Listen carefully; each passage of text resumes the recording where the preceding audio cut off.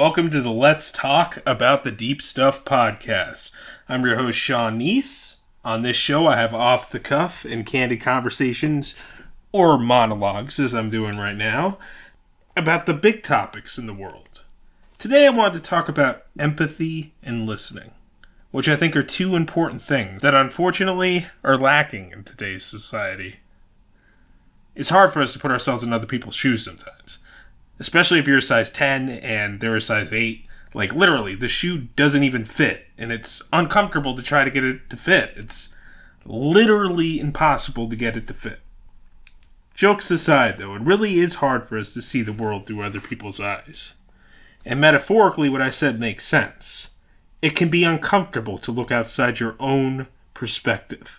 To put yourself in other people's shoes. It can be uncomfortable to look out through their lens and see things from a completely different angle. But that discomfort, that challenge, it's where growth begins. Empathy is all about stretching ourselves beyond our own experiences and trying to understand where someone else is coming from. Listening plays a huge role in this too. It's not just about hearing the words, it's about truly absorbing what someone is trying to communicate. We often listen with the intent to reply, not to understand. Imagine if we flip that shit around. Listening to understand first and foremost. Imagine that. How strange that would be. Seems like a whole other reality at this point in our lifetime. But I think we're living in a time where we're bombarded with information, but the depth of understanding and connection seems to be missing. We're more connected digitally than ever, yet we struggle to truly connect on a human level. So let's dive deeper into empathy and listening today. How do you think we can cultivate these qualities more effectively in our lives? You can email me about that, or you can comment about that or whatever, because the show isn't live, so obviously you can't respond to me in real time, but I believe cultivating empathy and better listening skills starts with a willingness to step outside our comfort zones, which is something I've always been doing my whole life, well, not my whole life, but that's been an ongoing thing with me, and that's been a part of my growth, too. And cultivating empathy and better listening skills starts with a willingness to step outside our comfort zones and engage with diverse perspectives. It requires practicing humility, which can be hard sometimes. Your ego gets in the way, and acknowledging that we don't have all the answers, and that other people's experiences are valid and valuable. Well, to a degree. Sometimes people believe in some real bullshit, but their experiences that led them to believe in that bullshit are valid. But one way to cultivate empathy is by actively seeking out opportunities to learn from others who are different from us. For me, music and the artistic realms and the creative arts has always been a way for me to connect with people from a wide variety of different backgrounds. Art's a big unifier. Art and humor, I think, are two big unifiers that help people connect across cultural divides. Plus, I never really felt like someone who just fit in with one group. I've always been interested in knowing different kinds of people and everything. But through music, especially because when I was younger, I was more involved with the punk and metal scenes, and those aren't mainstream genres to begin with. That's not what a majority of people are listening to anyway, and it's people who find that music are kind of looking for something different, kind of looking for something outside the mainstream, or I guess something that doesn't go along with the status quo. And through being involved in the scene, a lot of people think, oh, it's just America and maybe Europe and a few other countries, but no, there's metal and punk bands literally in every culture around the world, is what I found through being involved in that scene when I was younger. And that was neat because we were mostly I saw that more when I was in a grindcore band in my early 20s. I didn't do much with that band besides one, we did a demo and a couple shows. And when we were doing that band, we were in touch with bands from Latin America, bands from the Middle East, Malaysia, Turkey. These were all bands, these people, were in different cultures throughout the world, but because they didn't like the status quo of wherever they were drawn to this subculture of music, which was kind of criticizing the status quo. And through that individuation, there was a unity that was found across cultural divides, because I was like, oh, you know what? There's people just like me who think that, that what my government does is bullshit, or that this, I don't necessarily fit like this, the stereotype of a stereotypical American. I mean, I don't think that anybody's a monolith. I don't think Americans a monolith. I don't think that anybody in any country or any culture is a monolith. I think there's individuals, and there's as much diversity of different kinds of people in any culture. Of course, certain countries, depending on where you are, have more restrictions on certain freedoms, but I think at their core, the core of the human being, like, nobody's a monolith, is something that I really wish more people understood, rather than just thinking like these stereotypes like, oh, maybe in their culture they do this and blah, blah, blah, blah, blah, blah, blah. No, it's just like, they aren't really all that different. We are different, and that's a beautiful thing about the diversity of human experience. But at the same time, there's also that common core of our humanity that's there too, that can connect us. Maya Angelou said the human heart tells us that we're more alike than we are unalike. But anyway, that was something that really helped me see the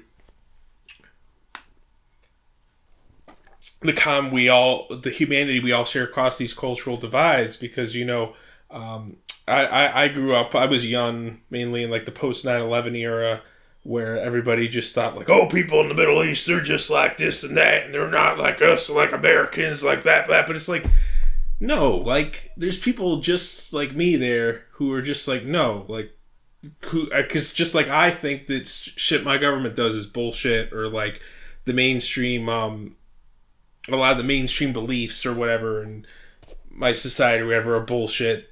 There's people over there in like Malaysia or wherever that think that everything their government is doing is bullshit, and they just happen to be born there. It's like there's another me that's just born there, and it's like, no, I just want to do a grindcore band and say fuck all that. Of course, then there's more restrictions on that depending on where the country is, because governments could be assholes. Our government's an asshole, but like, luckily we have a constitution that like protects certain rights and everything like that. But that's a whole other issue. Another thing that helped me develop my empathy more was when I went to Kane for my bachelor's degree after I finished up at County College of Morris, because even like before I went there, I still thought in like some stereotypical ways about because I grew up in kind of an upper middle class suburban town where I didn't really fit in too much in a lot of ways. I mean, I had my group of friends and stuff, but a lot of the spoiled entitled types I didn't get along with too well.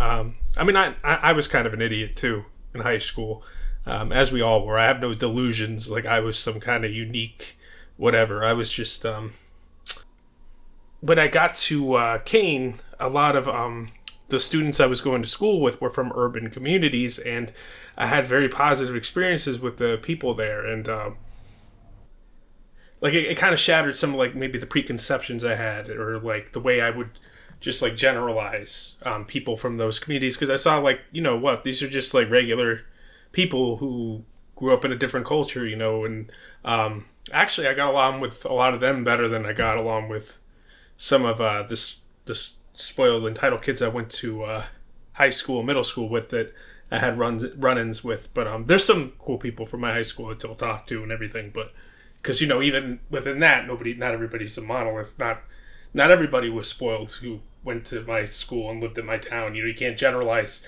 any demographic really, but yeah, that was definitely another experience that helped me see things from a broader perspective. Just going to a school that was, a lot of the classes where I was, it was pretty diverse, like mainly people of color besides me, and I had very positive experiences with the people there, and I just thought there was something more. Actually, I kind of got along with them. Yeah, like I said, I got along with them better than some of the kids from my own high school. but because I was I found like some of them were kind of actually more accepting of me being like a little bit out there, because I feel like some of the in the suburbs people are more conforming. It's just like what I've noticed, what I seem to think, observe, like just kind of a conformity. Also a lot of ignorance too. You know, people make assumptions about people from other cultures. I mean, they talk about like the South being racist and everything, but I think there's a lot of ignorance on the East Coast and in the wealthy suburbs too. Because like depending on where you go in the South, like I went to Greenville, South Carolina, and that was a very diverse like town, and I went to see a friend there who was doing a podcast when I was doing my old podcast, and like that was a very enlightening experience. Like the way people, like it was a very different attitude about life people had out there. You know, people were more like it's not like here the East Coast where the first thing people ask you is like, what do you do? What school do you know? There wasn't as much of this status obsessed attitude that a lot of people around here have. And I think that's another reason why a lot of people don't have empathy for each other, because there's just like this competitiveness, like, oh, I'm gonna one up this person. There's no there's more focus on competition rather than community.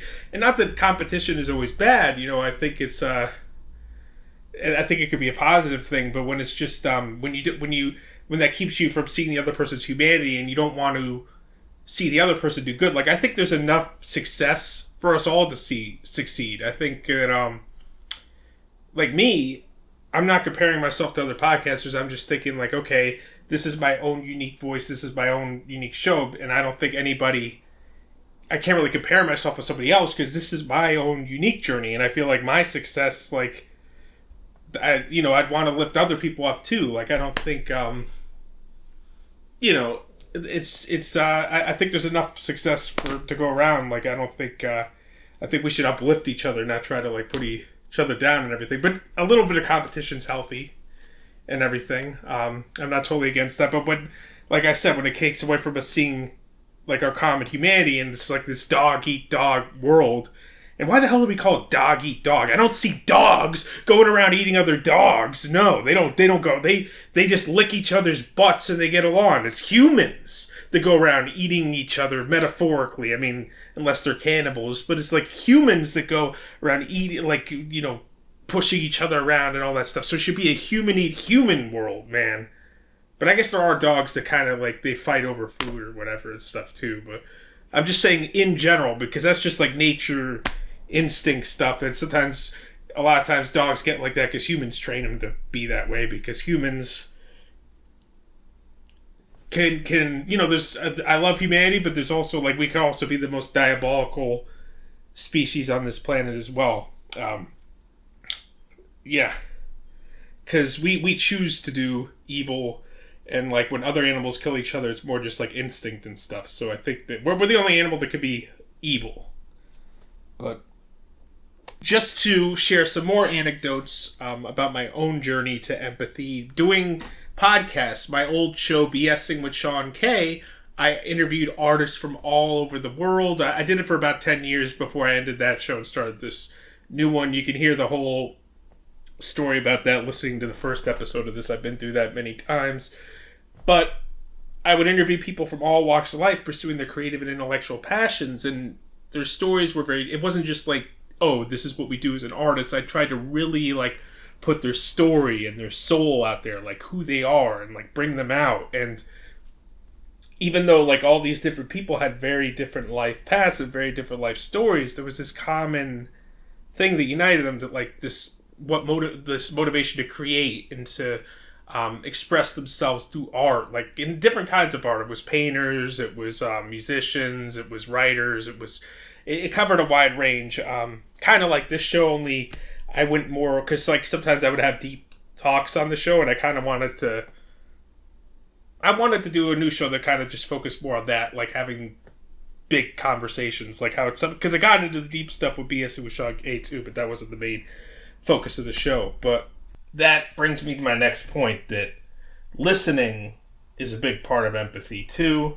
I have more anecdotes I could share, but I don't want to make this all just anecdotes. I wanted to make some points that are more, I guess, broad about that could apply to humanity as a whole as far as empathy goes and everything. So listening involves being present and fully engaged when someone else is speaking. It means setting aside our own preconceived notions and agendas to hear what the other person is saying. Active listening involves not only hearing the words, but also paying attention to the emotions and intentions behind them. And there are two people who talk about this that I believe I've mentioned them before on the podcast. There was Marshall Rosenberg, who developed a concept known as nonviolent communication. So Rosenberg's nonviolent communication emphasizes compassionate communication as a pathway to understanding and connection. Nonviolent communication encourages individuals to express themselves honestly while also listening empathetically to others. The framework emphasizes identifying and articulating feelings and needs, fostering mutual understanding, and resolving conflicts peacefully. And it's been applied to real-world crises and conflicts in various contexts around the world. So it's been used in conflict resolution and peace building. It's been used in conflict zones and areas of political tension to facilitate dialogue and promote understanding between conflicting parties. And by focusing on identifying and addressing underlying needs and feelings, nonviolent communication helps individuals and groups communicate more effectively and collaboratively, leading to constructive conflict resolution. Nonviolent communication is used widely in community settings to address interpersonal conflicts, improve relationships, build trust among community members, and empowers individuals to express themselves honestly while listening empathetically to others, fostering reconciliation and mutual understanding. It's also been used in schools and educational institutions to enhance communication between students, teachers, and administrators. By teaching nonviolent communication skills to students, educators promote empathy, conflict resolution, and emotional intelligence, creating a more supportive, inclusive learning environment. It's also utilized in workplaces to improve communication and teamwork, and also for social justice and humanitarian work. So it's basically listening. It involves deep listening, which is something Thich Nhat Hanh also talks about, which is just listening to somebody with your whole being and being present rather than listening to what you think you hear or getting defensive or listening to respond. And I'll read a couple quotes from Marshall Rosenberg. He said that empathy is a respectful understanding of what others are experiencing. Instead of offering empathy, we often have a strong urge to give advice or reassurance and to explain our own position or feeling. Empathy, however, calls on us to empty our mind and listen to others with our whole being. He also said that in nonviolent communication, no matter what words others may use to express themselves, we simply listen for other observations, feelings, needs, and requests. Then we may wish to reflect back, paraphrasing what we've understood. We stay with empathy, allowing others the opportunity to express themselves before we turn our attention to solutions or requests for relief. I remember there was one part where he said that somebody in a cab he was in was saying like generalizations about Jewish people, and at first his instinct was to get mad and defensive because he was Jewish himself, this author, and when he heard that, he just took a deep breath and he said, I've had these good experiences with Jewish people. I'm frustrated that you didn't have these good experiences too, and that led to a more productive dialogue. And then he ended up saying, well, I don't mean all of them. And it's in the book Nonviolent Communication, which I recommend. And Daryl Davis is another figure that's done similar things. He's actually an African-American public figure. He's a musician, and he also is famous for... He actually, as an African-American, went to talk to members of the Ku Klux Klan, and he, through his dialogue with them and just listening to them, a lot of them gave up their robes and left the Ku Klux Klan. So he's an anti-racism activist, I guess is what I would describe him as. And that's an extreme. Like, I wouldn't want to talk to those people. Like, to me, it's just like, fuck those people. But it's like, if he can do that with those people, then, like, I think that we can use those skills and that empathy and that listening with everyday people we meet. What Marshall Rosenberg would do with nonviolent communication is, if somebody, let's say somebody says something hostile to you, it's hard for me to think of a specific, if somebody says something hostile to you, rather than reacting and getting mad at what the person says, especially if this is someone who, you have a close relationship with and they're angry at you and they say, well, you never clean up your mess. And when they say that, is that like that you can look at the surface of that they're frustrated that you're not cleaning up your mess, or you can look deeper than that and you can look at the need that's not being addressed, and that's where empathy comes, and like being like, well, instead of like being quick to the defense, like, well, you do this and that and that and that and that, you try to think, okay, what need isn't being addressed, like what's not. So I take it that when the way that you would respond according to nonviolent communication is, instead of reacting, you'd be like, so when I don't clean up, does that make me think that does that interfere with your need to be respected, your need to live, like what need does that interfere with, and you get to the root of why they're upset about this. I guess another one would be like, you see this married couple, like she's mad at the guy, that he was out late 3 nights in a row at the bar, and rather being like, oh, you know what, you can't just tell me what to do or whatever, he would say, if he's using nonviolent communication, he'd be like, well, what is it? Like, is it your need to be, like, do you feel ignored? Do you feel like you want to be heard? Do you want to have more attention paid to you? Do you feel like you're not included? Like, look at the need behind what is said rather than jump into the defense. So what Marshall Rosenberg advocates in the nonviolent communication model is to express honestly through the 4 components and receive empathetically without criticism or blame. So like, listen to what's being said without criticism or blame.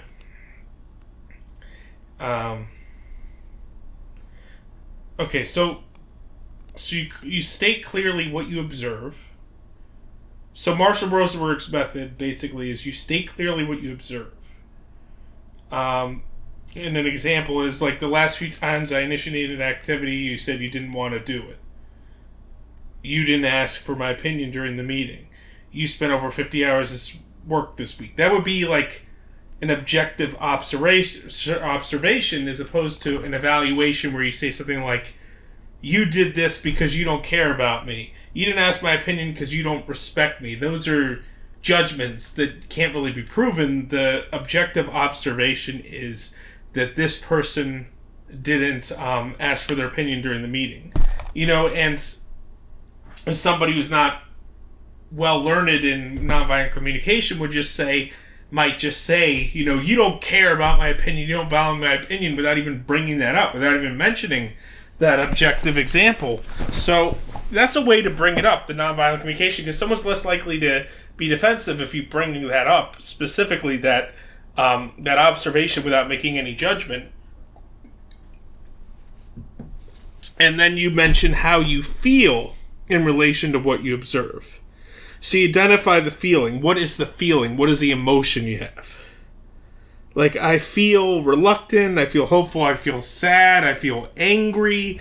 You just like, then you identify what you're objectively seeing and what you objectively feel. What is the emotion you feel?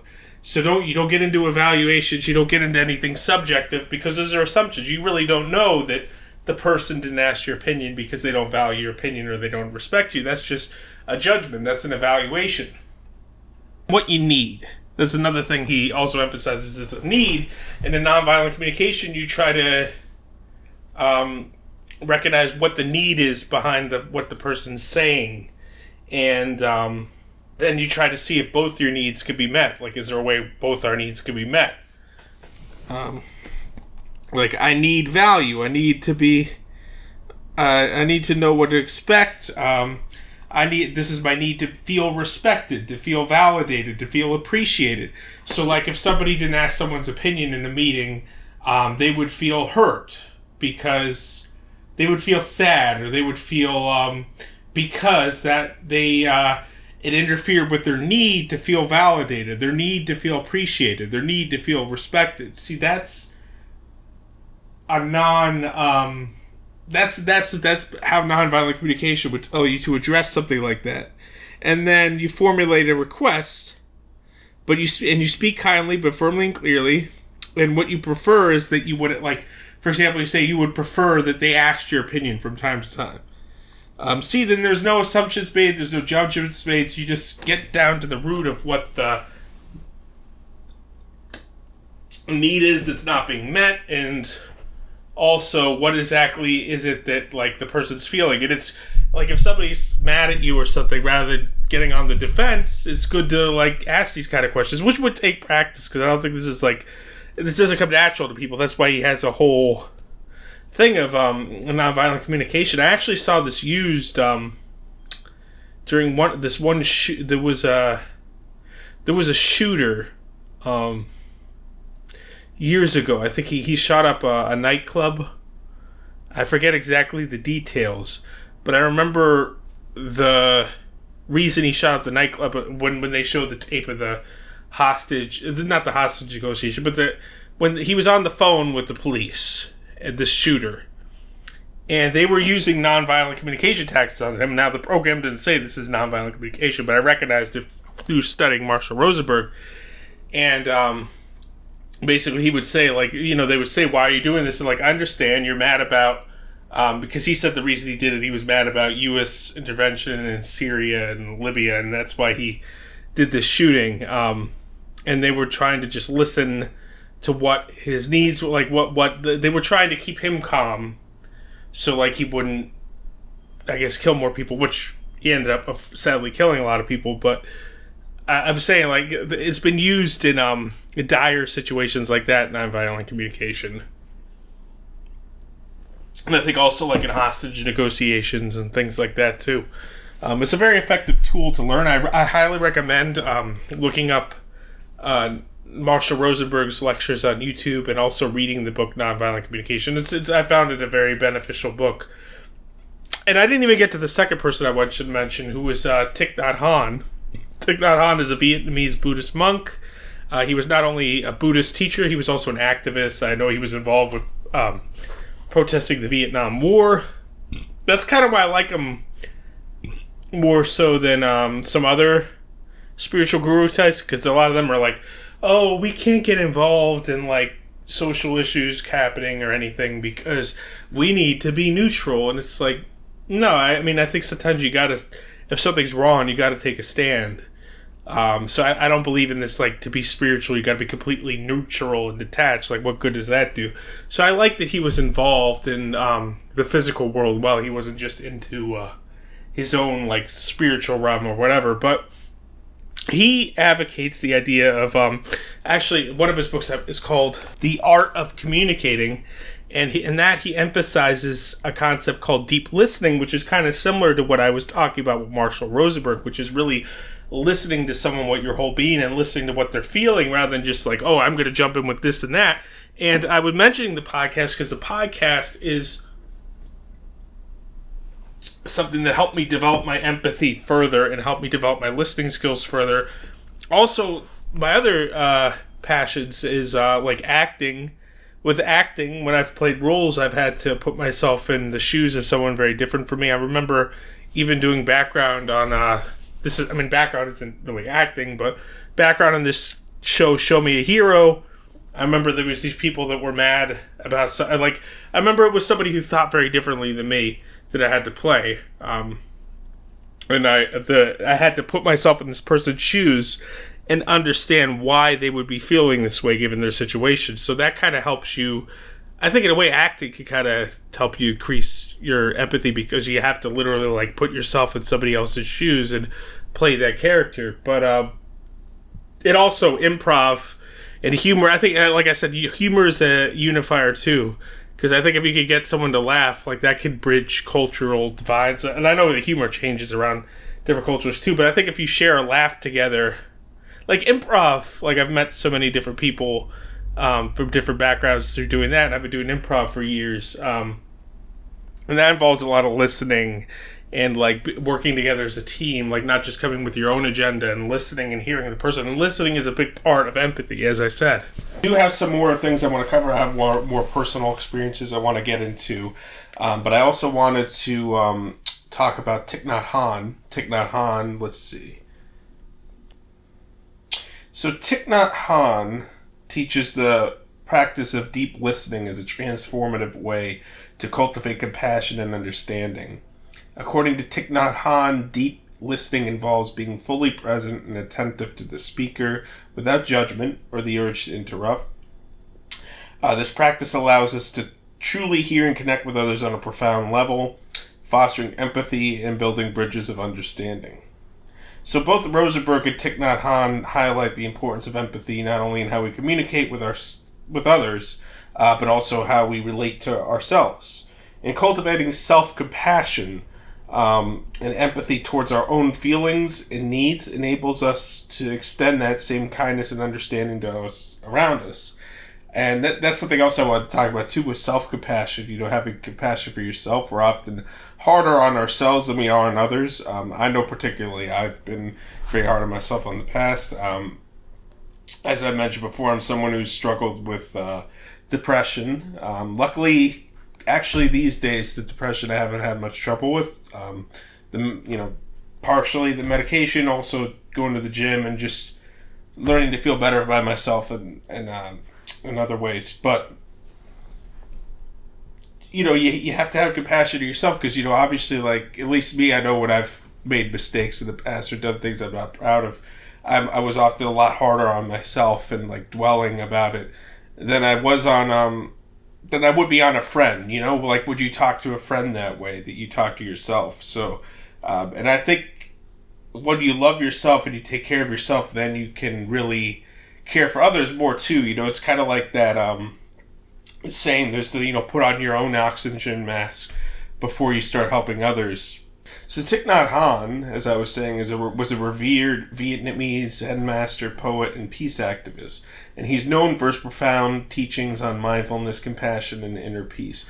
And his writings offer valuable insights into the practice of deep listening and empathy.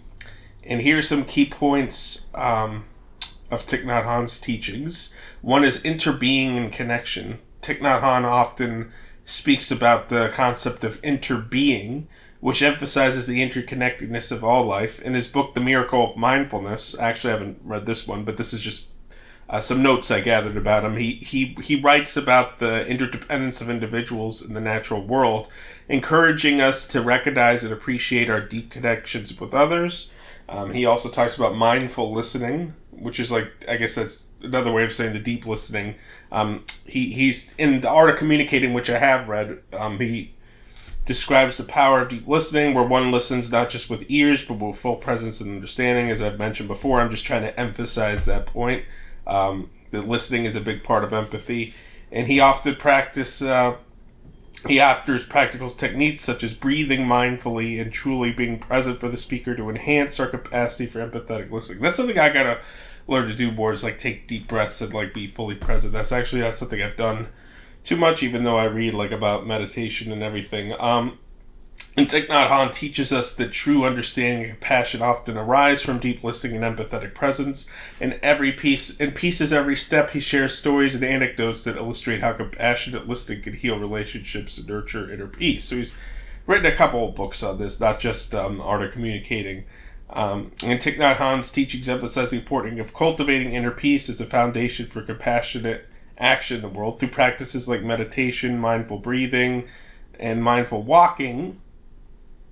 He shows us how we can develop the capacity to listen deeply to ourselves and others. And he talks about applying mindfulness in daily life. Thich Nhat Hanh's writings are filled with practical guidance on applying mindfulness to everyday situations. From mindful eating to mindful communication, he demonstrates how these practices could deepen our connections with others and bring greater awareness to our interactions. So in other words, just, being fully present with the walking and like really focusing on either step. And if mindful eating, I guess, is like you're eating a slice of pizza, like, oh, you really take in the cheese and you really take in the crust. You really like enjoy that, and you really take that pizza slice in, and you enjoy every moment of it. But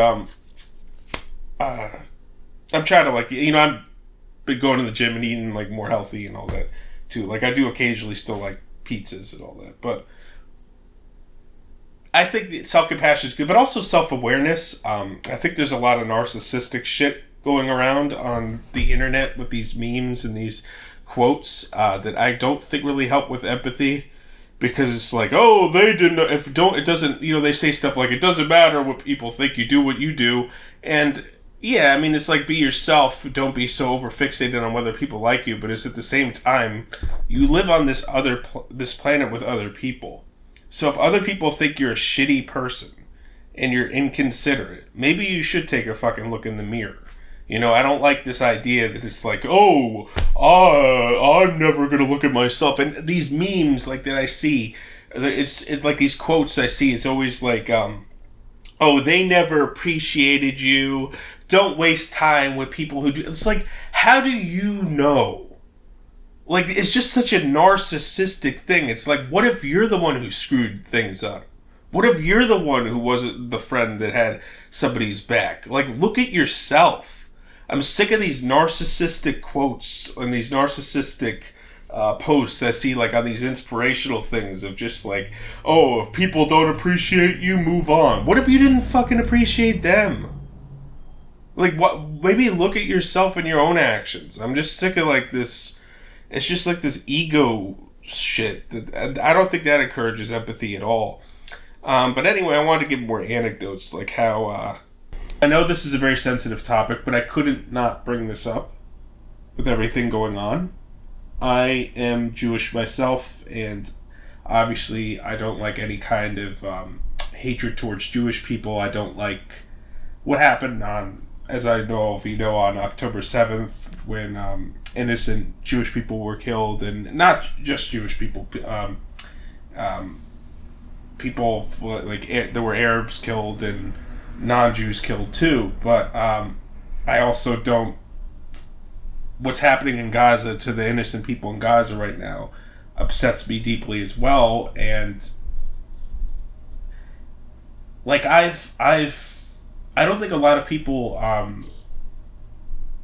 like, at least from my experience, at least where I am, like, there is prejudice towards Jews, and I have, as a Jewish person, experienced instances of anti-Semitism, where people have assumed, like, I'm cheap or something because I'm Jewish and all this bullshit. But I think that there's more people, at least where I am, that are more familiar with Jewish people than they are with Arabs or Muslims, because I hear a lot more, at least in my day-to-day, I've heard a lot more people say dehumanizing things about Arabs than I have about Jewish people. And I think that I want to speak out equally against hatred towards Jewish people and hatred towards Arabs, because I'm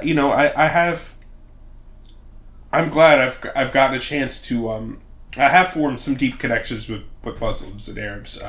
One of them is a roommate I lived with when I first came to the town I'm in now. I live by myself now, but for 3 years I lived in a house that was mainly international students, and in this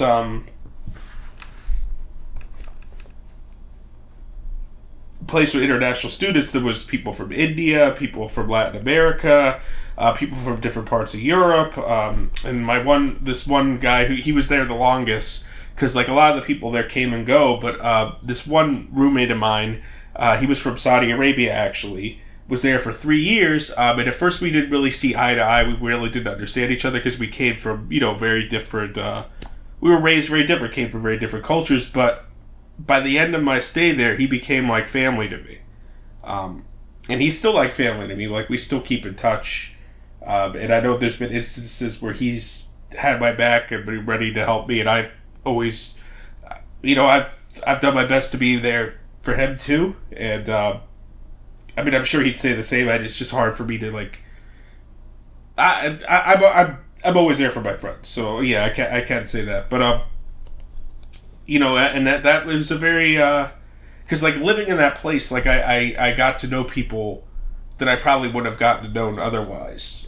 People very different from me, people who thought very different than me, and people who were raised very different than me and grew up in a very different culture than me. And that experience living in that house with international students, it was mainly international students that went to Seton Hall. I had already finished school, but I found the place on Craigslist, and that was a very enlightening experience staying at that place for those 3 years. And I learned a lot from this friend. I celebrated Eid with him, and I know he's a good person that would have my back, and he knows. He was very open to me, like having different views and everything. And you have to, if you want to, people want to criticize, extremism, or they want to criticize governments in the Middle East. That's one thing, because I think ideologies you should be allowed to criticize. And I think that, you should be allowed to say anything. I believe in freedom of speech. But I'm saying, like, it's one thing to criticize ideology or to criticize religion and to criticize, like, a government, and to just, like, advocate hate towards... It's a difference between that and advocating hate towards an entire group because they were raised that religion, or they are this race, or they... Like, those, to me, those are two very, very different things. And I don't think people have a lot of, at least in my day-to-day, I don't think that many people have, like, a personal connection with, like, a Muslim or an Arab or a Palestinian. Like, I have, through my old show, I mentioned that I got to know people through different backgrounds and everything. A good example for me is this girl. I won't give her a name, but she's someone I've been in contact with for some time. We kept in touch, like... I first started talking to her like around like maybe a few years ago when I was doing my old podcast, and I was with Radio Free Brooklyn. And she was someone that I ended up interviewing, and we kept in touch and had a rapport. And she's someone I grew very fond of. And she's originally from the Gaza Strip. I'm not naming her name, like I said, because I want to respect her privacy. She might not agree with everything or support everything I say on here, so I want to respect like her boundary, because like this obviously issue is much more personal for her. Luckily she's not in Gaza now, but she does have family there, and I really hope like her family makes out of this okay, because they seem like sweet people too. But I grew fond of this person, and we kept in touch, and she's a really good artist. Like what I liked about her is that and this is something I have too, is just like an interest in... She just has like an interest in different cultures, different people. Like she traveled the world. I haven't done as much traveling as I'd like to. I've traveled a bit in the U.S. I'd like to travel the world more. And I'd like to travel the U.S. more. But anyway, she's influenced by like not only her own culture with her art, but she's also influenced by Picasso and Frida, and like she makes these really amazing pieces of art, and she seems she's like a very open person, and like that's something I liked. And she said that she was an introvert, and that doing her art was a way to connect with people that she couldn't, because it was and that's something that I resonated with too, because like you wouldn't know that I'm more introverted or shy listening to this, because I'm like talking nonstop, but podcasting and writing and acting and music, it's always been a way for me to connect, because I felt like I couldn't connect with people in like a regular... That was something I related to about her. But like I just keeping in touch with her, like little moments, like I sent her like she was sharing something from like this Russell Brand podcast, and I sent her like a funny British voice. I did an accent like imitating Russell Brand, and I sent her that message of me imitating of Russell Brand, and she laughed, like she thought it was so funny. That's why it's like I think of her, and like when I hear people just say that they're all savages, they're all, I just think of this video I saw on her Instagram, like when we first started talking, when she was in Turkey. She goes to school in Turkey, and she was playing in the snow, and she just looked so happy. and she was like, because it was snowing, and she was like putting her hands in the snow and kind of like throwing them up in the air, and it's hard to explain exactly what I mean, but I'm trying to paint an image, and I just remember because I know she went to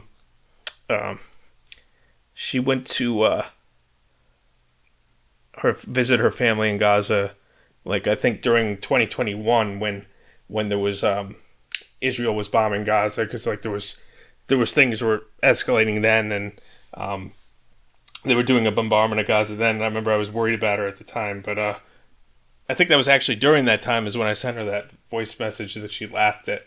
But like I remember at that time I was thinking like, she deserves more days like that. She deserves more days just playing in the snow and laughing and enjoying life. Like you interact with people like of different backgrounds, and it's easy to have this idea in your head beforehand that they're just like they're different from you because they don't look like you, or they have a different culture, and and maybe some ways they're different, and there's issues within different cultures, that maybe things that need to change. Not everything's like I'm critical of my own culture and my own like my own that's probably why I'm more understanding of people who are like quote unquote outsiders, or quote unquote the others, because I never fully fit in. I do love America, and I do love like where I grew up, and I do love New Jersey, but I've always been kind of like one that's following the beat of my own drummer, so I've always been drawn to people who are kind of following the beat of their own drummer throughout this culture and throughout different cultures, because it's always interesting how I kind of found my own way and my own way of thinking, and I don't think the same as people around me within my own society, and I don't agree with a lot of things within my own society, like the mainstream of my own society. And then there's people in other cultures like her, like she's someone who's like kind of found her, like follows her own drummer, and and she comes from a totally different culture. But I think it's when you don't have that personal connection, like if I didn't know her, if I didn't have a name and a face, and I didn't know about her little sister who's there in Gaza right now as everything's happening, and her little sister's just a kid, seems like a sweet kid. I saw a picture of her just holding a cat, and honestly, I didn't see much difference between her picture and a picture of my nephew, besides maybe, skin tone and culture. Like, other than that, they're both kids. She has nothing to do with what happened on October 7th. She's not an extremist. She's just a kid trying to survive, and her parents are just, regular people too. People don't choose where they're born, and especially in a place like that where it's very hard to even get out of Gaza. Most of them are descended from refugees of 1948 war, or are, the older ones, some of them are the refugees of the 1948 war, but actually most of them are very young, the population of Gaza. They're refugees, but most of them weren't even born when Hamas was elected. So it's absurd to say that they are all responsible for Hamas and all that. I don't like either of the leaderships. Obviously, I try to focus on criticizing the Western powers, because that's what I have the most control over. That's what I'm supporting. But that we're the ones with the most power. I've heard people that I've known personally say they all should all be wiped out. There's no innocent people there. There's no... And like, I think if they saw a picture of this little girl holding the cat, this friend of mine's sister, and just how innocent she looks, they wouldn't be saying that. If they did, they got some serious issues. I feel sorry for them, honestly, if they're able to look at a little girl like that and say she deserves to die. I remember that kind of hatred when I was looking at this documentary on these neo-Nazi gangs in Russia. They just like they were all like big fans of Vladimir Putin, and there was racism towards the Jordans. Not the Georgians, which is a group like near Russia, and these neo-Nazi gangs would kill any kind of immigrant groups that were there. They'd murder them, or they just beat them up severely and disable them. This was a documentary I saw on neo-Nazi gangs in Russia. Years ago I saw it. With the Georgians, like when they kill an innocent Georgian,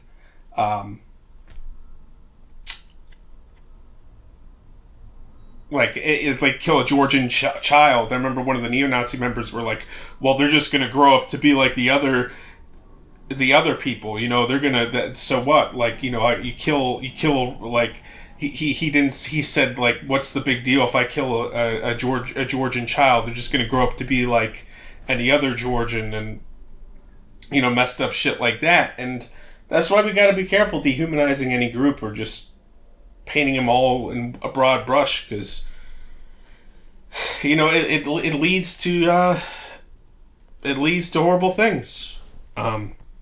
It leads to a lot of suffering, and unfortunately a part of this is in-group, something called, that's been studied in psychology, that's hard to, I think it's harder for us to break our conditioning a bit, because I think naturally there's, and this has been studied in psychology, is in-group favoritism, or in-group bias. The first to study this was the sociologist William Sumner. In 1906, he posited that humans are a species that join together in groups by their very nature, and he also maintained that humans had an innate tendency to favor their own group over others, proclaiming how each group nourishes its own pride and vanity, boards itself superior, exists in its own divinities, and looks with contempt on outsiders. So this is an unfortunate part of human nature that we can, but I think we can condition ourselves out of it. I think we can break ourselves out of it.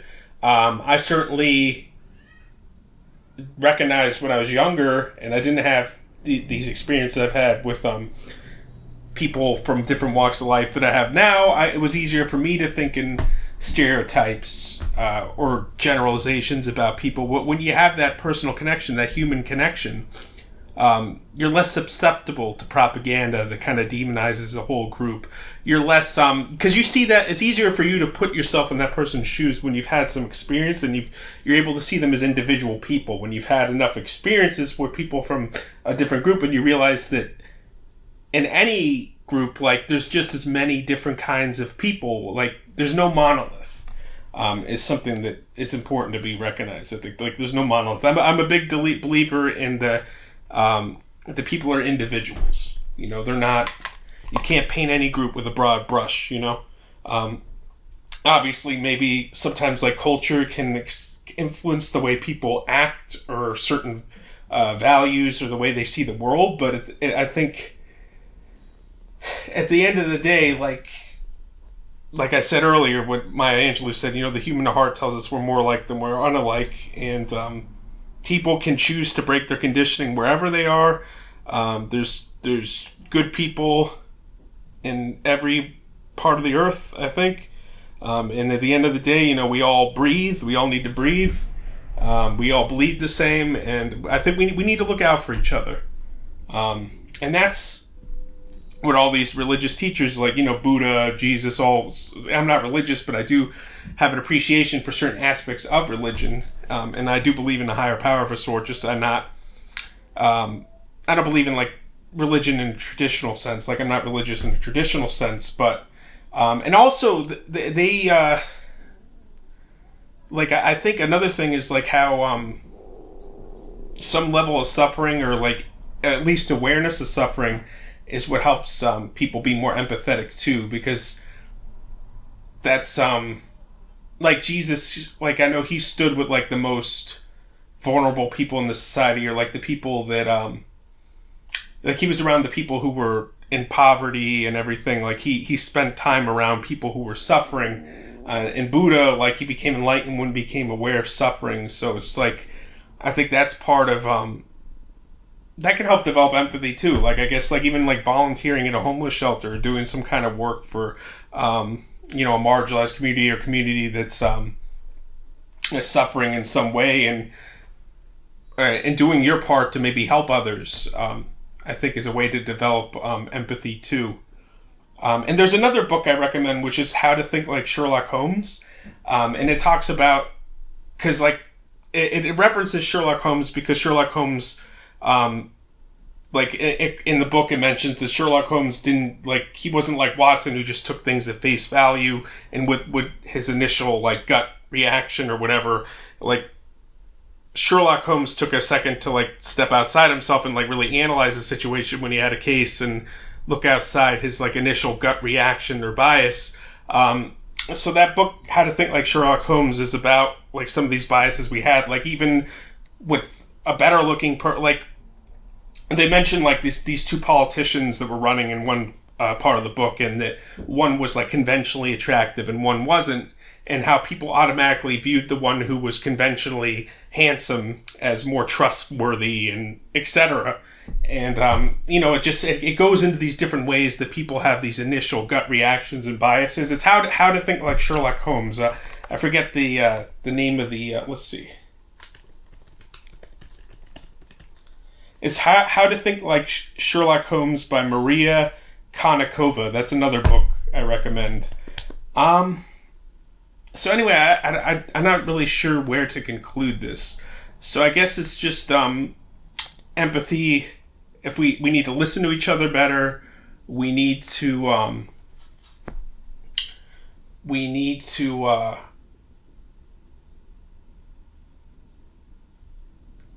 expose ourselves more to maybe people who've lived different or think different. And I did another episode on this recently about like talking to people with different opinions, even finding nuance amongst the noise. It's a recent episode I did that I recommend checking out. I did it with a YouTuber grappling ignorance. Okay, I know I covered a lot in this episode, and it was very off the cuff, very honest.